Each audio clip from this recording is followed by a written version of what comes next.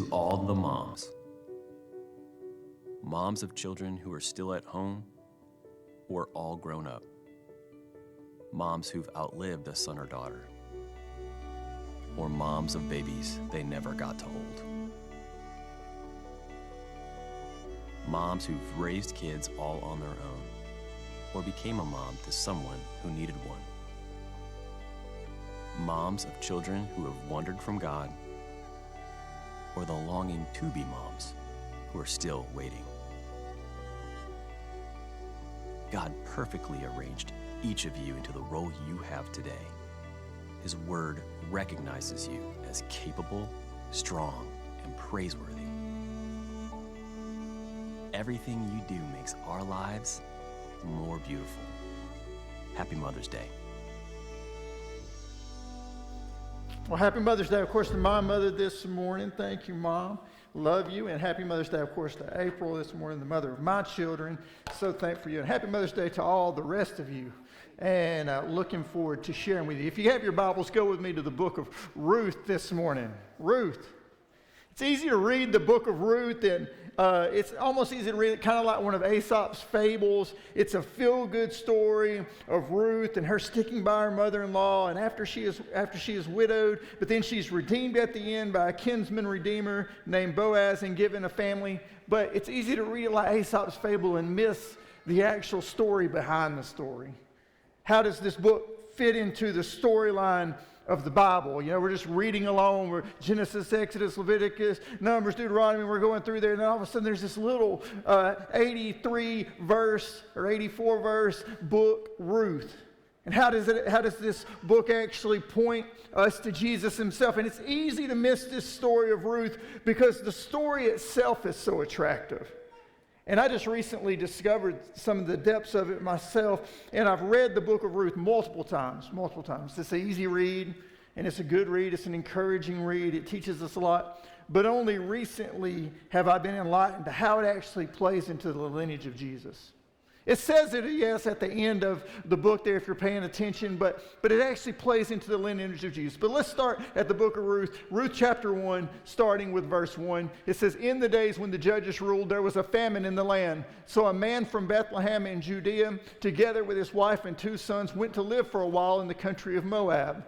The man's name was Elimelech, and his wife's name was Naomi. And the names of his 2 sons were Mahlon and Chilion. And they were Ephrathites from Bethlehem, Judah, and they went to Moab and lived there. Now, Elimelech, Naomi's husband, died, and she was left with her 2 sons. And the 2 sons married Moabite women, one named Orpah and the other named Ruth. And they had lived there about 10 years. And then both Mahlon and Chilion also died. So now her husband's died, and her 2 sons have died. And Naomi was left without her 2 sons and her husband. So in the story of Ruth, what we see a Jewish family during a famine moves out of Israel to Moab. Now it's interesting because they should have never moved out of Israel, but they did it thinking they needed it in order to survive. And so for them to go to Moab, they would have been moving in the complete opposite direction of the promised land, and they would actually have been headed back into the wilderness. You know, the children of Israel, they come out of Egypt, they go through the wilderness for 40 years because of their disobedience. They get led into the promised land. So when he is moving back in or back out of Israel because of the famine, Elimelech is moving away from the promised land, and he's moving back toward the wilderness. And while they're there, their 2 sons, they grow up and they marry Moabite women. But Israelites are not supposed to marry Moabite women. So Jews are not supposed to intermarry with the Moabites, yet because Elimelech and Naomi have fled to Moab, both of their sons now marry Moabite women. I don't believe this is the will of God. I don't believe they were supposed to leave. I mean, other people stayed in Jerusalem during the famine and survived. So I think it's almost like they went on their way and they went out to do what they thought was best for them. And because they were moved away, they end up marrying Moabite women, and that's not what God wanted either. And then all of a sudden, God starts working through all this. Unfortunately, in the process, Elimelech and his 2 sons die, and disaster happens. After both sons die, and that leaves Naomi, the mother-in-law, with 2 Moabite daughters-in-law. So it's just her and the daughters-in-law now. And in a society that was ruled by men, it wasn't good to be a single woman. And for Naomi, it's not good to be not only a single woman, but a single older woman. And now she's got all she's got. She doesn't have any of her family, her Jewish ancestry with her. She has just the Moabite daughters-in-law that she had. So here, let's move down Ruth 1 a little bit. We're going somewhere with this. Stay with me. When Naomi heard in Moab that the Lord had come to the aid of his people by providing food for them, she and her daughters-in-law prepared to return home from there. And with her 2 daughters-in-law, she left the place where she had been living and set out on the road that would take them back to the land of Judah. And when Naomi said to her 2 daughters-in-law, "Go back, each of you, to your mother's home, and may the Lord show you kindness as you have shown kindness to your dead husband and to me. May the Lord grant that each of you will find rest in the home of another husband." Then she kissed them goodbye, and they wept aloud and said to her, we will go back with you to your people. But Naomi said, "Return home, my daughters. Why would you come with me? Am I going to have any more sons who could become your husbands? Return home, my daughters. I am too old to have another husband. Even if I thought there was still hope for me, even if I had a husband tonight and then gave birth to sons, would you wait until they grew up? Would you remain unmarried for them? No, my daughters, it's more bitter for me than for you, because the Lord's hand has turned against me." And at this, they wept aloud. Then Orpah kissed her mother-in-law goodbye, but Ruth clung to her. "Look," said Naomi, "your sister-in-law is going back to her people and to her gods. Go back with her. Go back with her." But Ruth replied, "Don't urge me to leave you or to turn back from you. Where you go," this is important, guys, "where you go, I will go, and where you stay, I will stay. Your people will be my people, and your God, my God." See, she's a Moabite, so her God, the Jewish God, the God of Israel, has not been her God. But she says, "Your people will be my people, and your God will be my God. And where you die, I will die, and there I will be buried. And may the Lord deal with me, be it ever so severely, if death separates you and me." And when Naomi realized that Ruth was determined to go with her, she stopped urging her. So Naomi finds out the famine is over in Israel, and she decides to go back to her homeland. So she turns to her 2 daughters-in-law and she says, "Look, I love you, but if you come back with me, you'd be a foreigner, you'd be an outsider, you'd be single women in a pretty brutal culture. You'd be much more likely to find husbands if you stay here with your families in your culture." So one daughter-in-law leaves Ruth and chooses to stay but Ruth chooses to stay, and she says, "No, I love you, Naomi, and I want to stay with you. Your people will be my people, and your God will be my God." Brokenness, what it does is it leads people to do bold things. Brokenness leads people to do bold things. And so Ruth, in this instance, she does a bold thing and staying with Naomi because she's so broken. And God is going to use Ruth's brokenness to restore Israel. And he's working in the details. Although right now in the story, everything seems like death. But in time, ashes are going to come, or out of ashes is going to come new life. And it would rise, and God will bring triumph out of tragedy. Let's go a little further in Ruth here, verse 19. So the 2 women went out on until they came to Bethlehem. And when they arrived in Bethlehem, the whole town was stirred because of them. And the women exclaimed, "Can this be Naomi?" And she said, "Don't call me Naomi anymore. Call me Mara, because the Almighty has made my life very bitter." Mara means bitter. "And I went away full," she said, "but the Lord has brought me back empty. Why call me Naomi? The Lord has afflicted me. The Almighty has brought misfortune upon me." So Ruth comes back with Naomi, and now what's happening is they're living in poverty. They don't have a male to provide for them. They don't have anybody to carry on their bloodline. They're living in this poverty with 0 family. And the story of Ruth is one of God creating a mother that will actually eventually carry on the bloodline of Christ. And she's a woman of character, but she's coming from an outside place. Ruth's not Jewish by birth, but she became Jewish through conversion. What'd she say? "Your God will be my God. Your people will be my people. Where you die, I will die. She's a Moabite woman from a neighboring culture to the Israelites. She's married an Israelite, and after her husband's death, she decided to follow her Jewish mother-in-law Naomi back to Bethlehem instead of staying in the home she had known in Moab and finding a new husband. And she says it so clearly, where you go, I'll go. Where you stay, I'll stay. Your people will be my people, and your God will be my God. And where you die, I will die, and there I will be buried. So she is affectionately now embracing Jewish life and Jewish culture. She's leaving behind what was. And isn't that the symbol of all of us? That when we go forward in Christ, we're leaving behind what once was. And she's leaving behind not only what once was, but she's leaving behind death. The death of her husband. Now back in Israel, Ruth one day accidentally goes out into the field of a man named Boaz to glean his field during harvest. Look at this. Ruth chapter 2. Now Naomi had a relative on her husband's side, a man of standing from the clan of Elimelech, whose name was Boaz. And Ruth the Moabite said to Naomi, let me go out to the fields and pick up the leftover grain behind anyone whose eyes I find favor. And Naomi said to her, go ahead, my daughter. So she went out, entered a field, and began to glean behind the harvesters. As it turned out, she was working in a field belonging to Boaz, who was from the clan of Elimelech. What is gleaning a field? We don't hear that term very much. She goes out to glean a field. This is where someone would go behind the harvesters of grain, or barley in this instance, and pick up the scraps essentially and take them home, make bread or something like that. It was something that was allowed in the Jewish culture. It was a way that the poor were allowed to get food. They would go behind and just basically pick up the scraps.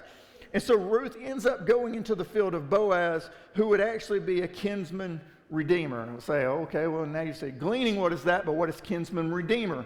A kinsman redeemer in Israel Israelite law was a near relative or someone who had died, in this case Naomi's husband, and the kinsman redeemer was able to then buy the land that belonged to Naomi's husband at a pretty great price, and then the kinsman redeemer would marry the widow, and they would have children, and the children would not be in his name, but in the name of the deceased relative. It was a way for dead men to have someone who could continue their family line. So in this case, Naomi's too old, so the next one in line is Ruth. Ruth is the one who's going to carry Elimelech's name on, because Elimelech's dead, both sons are dead, and now the kinsman redeemer comes in. So Boaz is told who Ruth is, and that she is the daughter-in-law of Naomi. If you looked in chapter 2, what happens, I'm not going to read all of the scripture this morning from that, but she goes in and she starts gleaning this field, and she's following behind him, and Boaz says, who is that? And he says, and his workers say, this is Ruth, who we've heard about, who's been so kind to Naomi, your kinfolk. And he says, oh yeah, we've heard of her. And he tells Ruth, he says, hey, don't go glean from another field. And he instructs his workers, he says, drop grain from what they collect for Ruth to have. So he is overly generous, because now it's not just you're going by picking up the scraps. He says, hey, take some out of the stalks that you've gathered and drop them for her. Take some of this and give it to her. So he's treating her with this great kindness. And Ruth doesn't understand why she has found such favor, considering that she's a foreigner and poor. And he tells her that he's heard of all the nice things that she's done for Naomi. And in that moment, that's the first time that you really see that it speaks of Ruth's character. He says, listen, I've heard about what you've done for Naomi. I heard about your kindness to her. And he's ultimately repaying her kindness back to his family. Now, on Mother's Day, I do want to look at something real quick. I want to look at this about a mother for a second. You look at Naomi. She's kind of been a woman of character here, because they say that men often choose women like their mothers. I don't know. Maybe I think it's that men choose women like that value what their mothers value. I don't think April and my mom are just alike, but they do value the same things.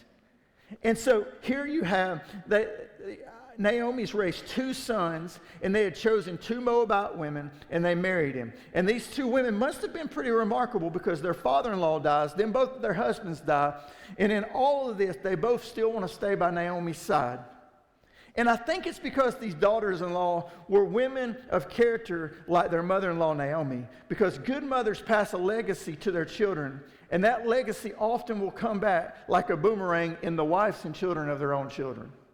So it's like, because this mother has had character and she's raised 2 sons and they went out and picked someone like their mother, and now that they're gone, their wives are essentially taking care of their mother-in-law. Of course, Orpah has went back at Naomi's request, but Naomi's son had picked good women because they had witnessed the example of their mother.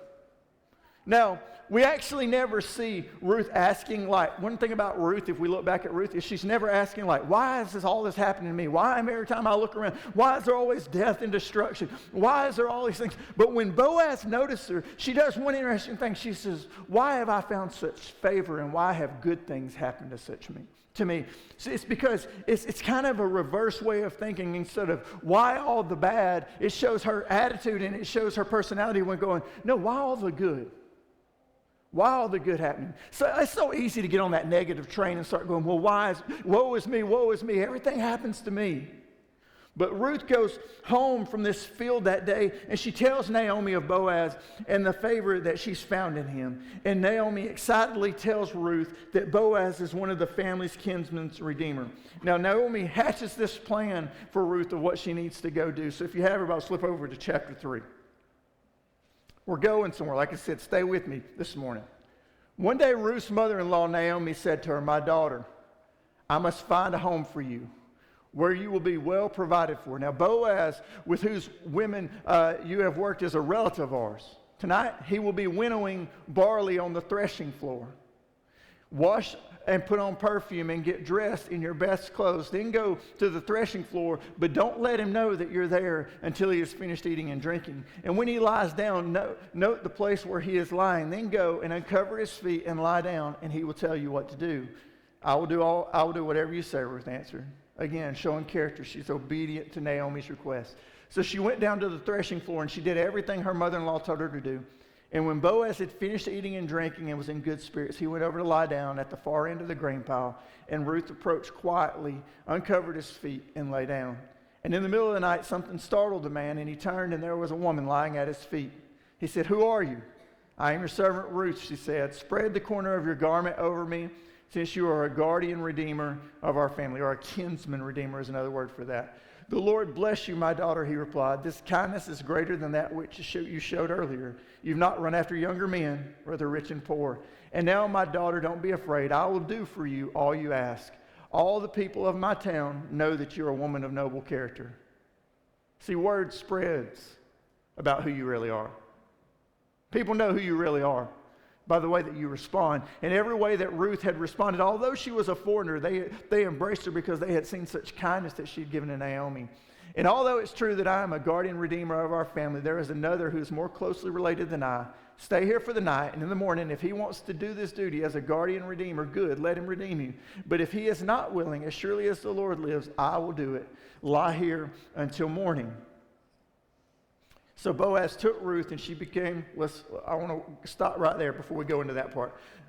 Boaz, what he does is he decides to be Ruth's kinsman redeemer, but he says, hey, before I can do that, there's somebody that's closer related than I am to Elimelech. So what I'm going to do is I'm going to go to him, because Boaz also is a man of great character. And he goes and he says, hey, would you like to buy the property of Elimelech? And he's like, yeah, I'd love to buy property, just about like any man would. It's like, yeah, property, that'd be great for me. I would love the opportunity to buy that. And so he says, well, if you buy that, he says, you have to marry Ruth, the Moabite, as well. And he says, well, I can't do that. That might put my property in jeopardy. And the reason that he's saying that is he's probably already split up his inheritance amongst his sons. And now if he brings on Ruth and he has a child with her, he'll have to split that inheritance again, and it's just going to cause a bunch of problems. Not to mention, if you have a wife and you bring another one home, it's probably not a good day. I mean, I'm not super deep, but I'm a little deep. And so he says, no, I don't want any part of that. And I think Ruth was probably excited about this, because I think by this time she is starting to have a little bit of eyes for Boaz herself. She sees this great man of character who's been so kind to her. And I believe that Boaz has started to have eyes for Ruth too. She's a young woman, and evidently he's a little bit older. And he sees her, and he sees her beauty, and so he goes, and I think it was his plan all along to start out with the land. Sure, you'll like this land. This will be good. And then he says, but if you get the land, then you're also going to have to have Ruth. And he goes, I don't want that mess that's going to bring home. And so he goes to this other man and he offers it, and then he says, no, the man says, I don't want it. But then he says, well, I will marry Ruth. And he does. So Boaz marries Ruth, and they have children. Okay, let's listen to chapter 4. So Boaz took Ruth, and she became his wife. And when he made love to her, the Lord enabled her to conceive, and she gave birth to a son. And the women said to Naomi, praise be the Lord, who this day has not left you without a guardian redeemer. May he become famous throughout Israel. He will renew your life and sustain you in your old age, for your daughter-in-law who loves you and who is better to you than 7 sons has given him birth. Ruth has done this great thing for Naomi. She's brought life through death, and here God is using a foreigner to bless his people. There's a story brewing here that's kind of inside the story of Ruth, and it's easy to miss without context. Let me show you something in the last chapter of Ruth. So this is verse 16. It says, then Naomi took the child in her arms and cared for him. And the women living there said, Naomi has a son, and they named him Obed. And he was the father of Jesse. He was the father of David.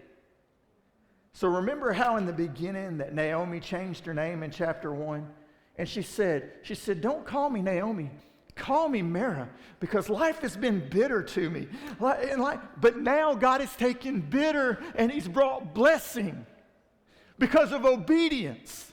You see, that's what it's about. Like God is using, and what is even bigger than that is that God is working the story in reverse now for Naomi, that she now has great joy as she holds the son of Ruth. And it's not just any son, because at the end of Judges is right before Ruth. You see that it's not going to work out unless Israel has a king, because look, Judges 21:25. In those days, Israel had no king, and everyone did as they saw fit. In other words, if they had a king, then everybody wouldn't do as they saw fit.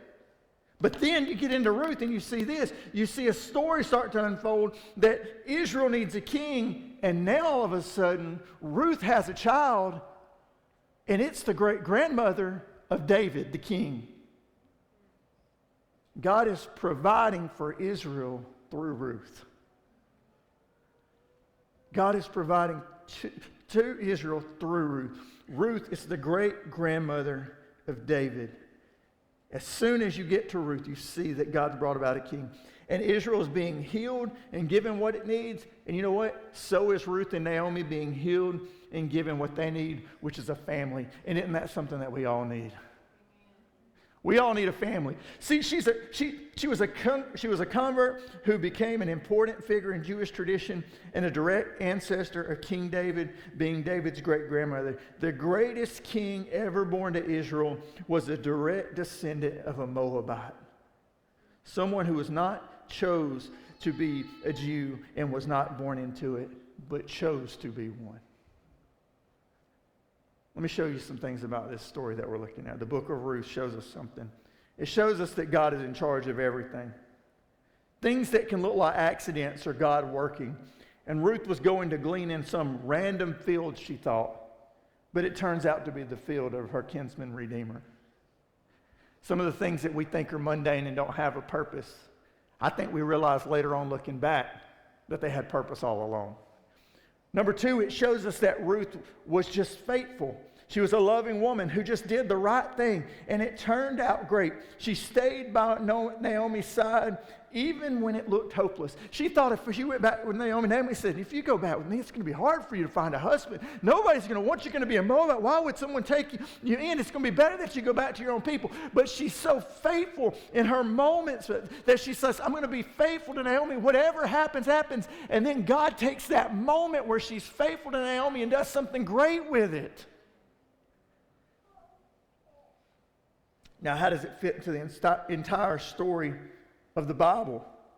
Ruth and Naomi, they have a problem. They're poor and they have no family. Boaz is able to come in and put them in a family. And Ruth, who was a foreigner, is then brought into a family where she would have been left out because of her race initially, which is really great. But the way in which they did it, it brought about the king of Israel. So Ruth and Naomi were being redeemed, but so was Israel, because Israel needed a king. So when we see this story, is Israel is being healed because now that they have a king, but Ruth and Naomi are also being healed because now they have a family. And what's interesting about the book of Ruth is it has 85 verses, and in 85 verses the word redeemed is used 23 times. This is a story of redemption. The book of Ruth is pointing forward to the ultimate kinsman and redeemer. You know who that is? Jesus Christ. And God is bringing Jesus through the life of a foreigner and saying it doesn't matter about race. It doesn't matter about religion. It matters about relationship. And God is birthing something through each of those relationships as Ruth is being obedient to God's command. Because Jesus became human, he became our kinsman redeemer. But because he went to the cross, because he became human, he became our kinsman. But because he went to the cross, he became our redeemer, kinsman redeemer. And because Ruth is the great grandmother of David, she ends up in the genealogy of Jesus mentioned in Matthew chapter 1. She was an outsider who was brought into a family, and she is listed with those who brought Jesus into the world. And it doesn't matter your race. We see that she's a Moabite. Rahab is also in the genealogy of Jesus. She was a prostitute, so it doesn't matter your race. It also doesn't matter your record. It just shows you that if you put your faith in God of Israel, that he can work something out for you and do something through you, and you can be part of God's family. The way we all need to be redeemed and placed in a family. So you say, I don't have any family. Well, God's got a family for you. The book of Ruth shows us how God is at work in the mundane, ordinary, and sometimes even tragic things that and he's bringing life out of death and triumph out of tragedy. So if you're going through heartbreaking times, difficult times, tragic times, just trust the Lord, and you never know what triumph he might bring out of your tragedy and what good he might bring out of your bad. Because I guarantee you, when Elimelech dies, it was really sad. But then when Chilion and Mahlon die, it was really sad for Naomi as she looked around, and now all she's got is her daughters-in-law, and she doesn't have her son, she doesn't have her husband. She probably thought it's never going to be good again. Have you ever had that moment where you wake up in the morning and things have just been so bad, you go, I just don't see how it will ever be good again? But when Naomi is holding that baby of Ruth and she's looking at it and she's realized that all of a sudden great joy has returned to her life, and what she thought is dead is now alive. And not only is it alive because we only see in lifetimes, but God sees all the way out through history. What she doesn't know is that you are holding the baby that is now going to be the grandfather of the greatest king of Israel. It shows us one final thing on this Mother's Day, that the greatest thing in your life might not be anything that you do, but it might be someone that you raise.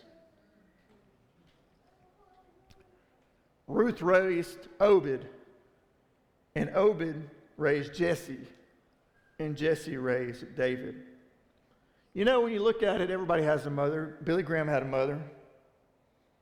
I don't know her name, but she raised him. Abraham Lincoln had a mother, and he even said this. He said, I remember my mother's prayers, and they've always followed me. They have clung to me all my life. Jesus even had a mother who brought him into this world and then was at the foot of his cross with him, even at his worst time. See, mothers, you have an important role to play in this world. And your children might just be destined to change the world for Christ. But you know who it begins with? It begins with you.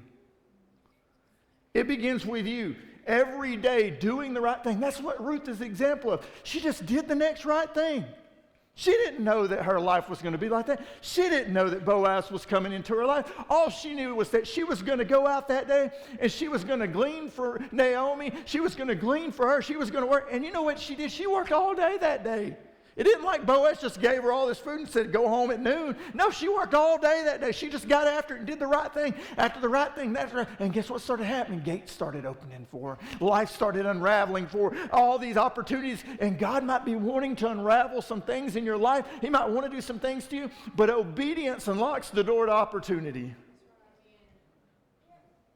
Ruth could have just turned around and said, no, Naomi, I'm going to go back to my people. She could have married some old Moabite man. We wouldn't even know anything about her. But because of her obedience to do bold things, because of her brokenness, God used her to save Israel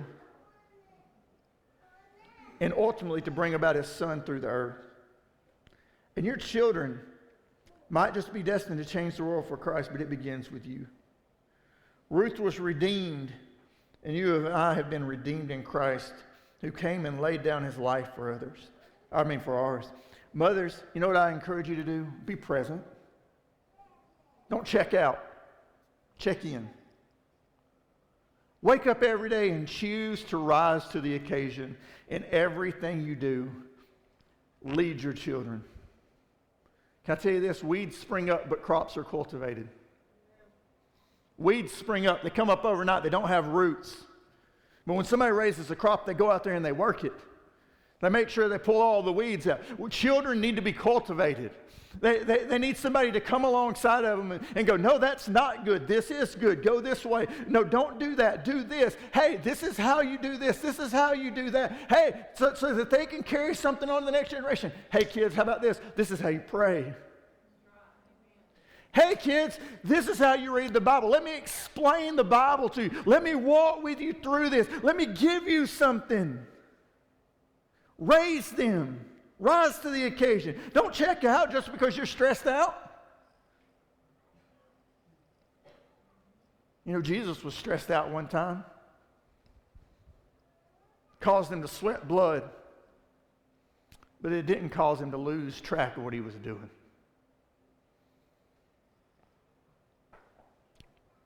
Children don't keep well. They age up and they grow up. Ruth simply chose to do the next right thing in front of her, and she ended up in the genealogy of Jesus. She didn't know that. I don't know what the future holds for you, but I know it begins with the next right decision. I don't know what the future holds for me. I don't know what the end of this service looks like. I just want to do the next right thing. And with you and your children, do the next right thing. Rise to the occasion. Worship team, would you come this morning? I pray that if you have a chance, you go back and you read all of Ruth, because I couldn't cover it all. There's so much that I wanted to cover. And I wanted to try to paint a picture for you, and I hope I have this morning. There's just a whole lot of material there. But I hope what you see is you see somebody being obedient, somebody walking it out, somebody pledging their life to somebody, and then God doing something great through them because they choose to be faithful. Let's stand this morning. Can I challenge you to rise to the occasion? Can I challenge you to really live out a life in front of your children where they see it and they go, man, that's what I need. I need the Lord. My mom loved the Lord. I want to love the Lord like my mom did. And I remember as a kid, my mom could pray. My mom's still a great prayer. She's way better prayer than I am. And I can remember just every time she prays, it's like she can get just broken. And like she just goes to this place with the Lord that I don't even know sometimes how to get to. It's just a natural result, something born deep inside of her. She wasn't raised in church, but she found the Lord. And then you know what she did? Once she found the Lord, she made sure that we always knew it. And I've never known a time where my mom didn't know the Lord. That can be your story. That can be your story this morning. The altar's open this morning. I do want mothers to pray. But I need men to pray too, because we have to rise to the occasion as well. So the altar's open this morning. I'd ask you to pray that you would live up to the calling that's on your life, because it's great.